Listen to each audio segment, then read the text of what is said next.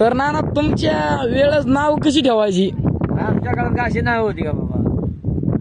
जे तोंडात आलं ना हा. भिकायू, स्वमायू, रामायू, गोमायू अशी आमची नावं राहायची. काय पण का? असं ब्राह्मण कोण बघायचं, नाव कोण बघायचं, काय असं होतं का कमी? आता काय निघलं, नवीन राजे निघलं तुमचं, त्याच्यामुळे नवीन चाललंय. या पहिले केक सुद्धा काय पित नव्हती अजिबात. अरे काय स्वप्नात सुद्धा केक होता का नव्हता हे सांगता नव्हते. आता केकावारी संसार जायला आमच्या गोष्टीवारी परपणे जायला लागला. असं राहिलं होतं पहिलं. तर आता नाव काय ठेवलं?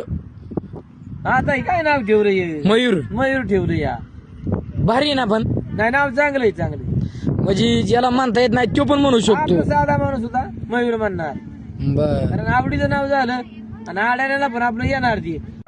होय दाद्या, पहिले नाव अशीच राहायची कशी? अशीच राहायची. हा बिका पाटील कोण म्हणायचं, सोमा पाटील कोण म्हणायचं. हा म्हणजे